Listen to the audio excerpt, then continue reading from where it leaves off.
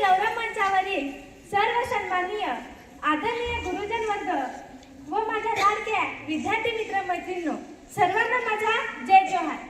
आज जगातील सर्वोत्तम संविधान म्हणून भारताच्या संविधानाकडे पाहिले जाते. या संविधान निर्मितीकरिता संविधान सभेची निवडणूक करण्यात आली. या निवडणुकीतून भारताच्या विविध भागातून विविध समाजाचे प्रतिनिधी निवडून गेले होते. याच प्रतिनिधीमध्ये आदिवासी समाजाचे उच्च विद्याभूषित माननीय जयपाल सिंह मुर्दा हे एक लढवय्ये प्रतिनिधी होते. परंतु यांचे कार्य व त्यांचे व्यक्तिमत्व आदिवासी समाजासमोर आलेच नाही. तसेच आदिवासी समाजात आपल्या नायकांचा इतिहास संवर्धन करण्याचा अभावच आहे. त्यामुळे आदिवासींचे अनेक क्रांतीवीर, समाजसुधारक, राजकीय नेते काळाच्या पटलावर अधोरेखित झालेच नाही. या देशाचा स्वातंत्र्य लढ्याचा इतिहास जर खऱ्या अर्थाने शोधला तर आपल्याला आदिवासी क्रांतिकारकांच्या सत्याचा प्रखर प्रकाश आपल्या दृष्टीस पडेल.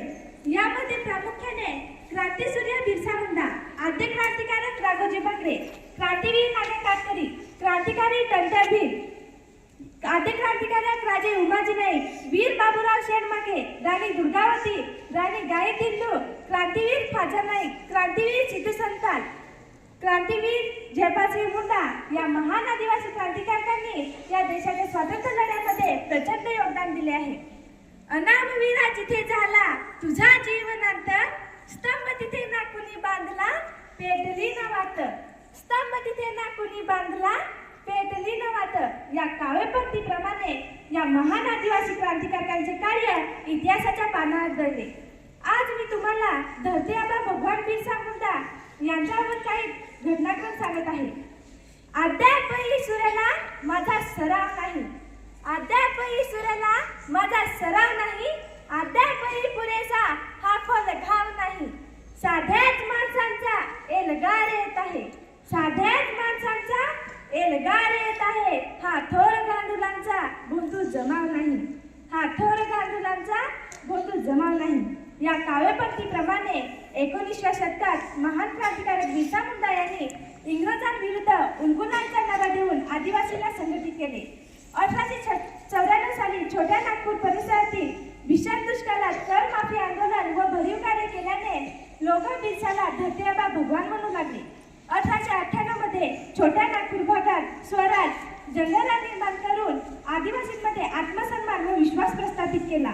9 जानेवारी 1900 दिवशी इंग्रजांनी दुबारी बुरुज पर्वतावर हल्ला करून भीषण गोळीबार केला. बिरसाने आपल्या साथीदारांसमवेत तीर कामठ्याने तीव्र प्रतिकार केला. त्या 200 पेक्षा अधिक आदिवासी क्रांतिकारक शहीद झाले. यास दुबारी बुरुज नरसंहार म्हणून ओळखले जाते. 15 नोव्हेंबर 1875 रोजी जन्माला आलेला आदिवासी क्रांतीसूर्य 9 जून 1900 रोजी जेलमध्ये गुडीत्या वयाच्या 25व्या वर्षी मृत्युमुखी पडला. 15 नोव्हेंबर 2025 या महानायकाची 150वी जयंती. तुम्हाला सर्वांना या जयंतीच्या हार्दिक हार्दिक शुभेच्छा.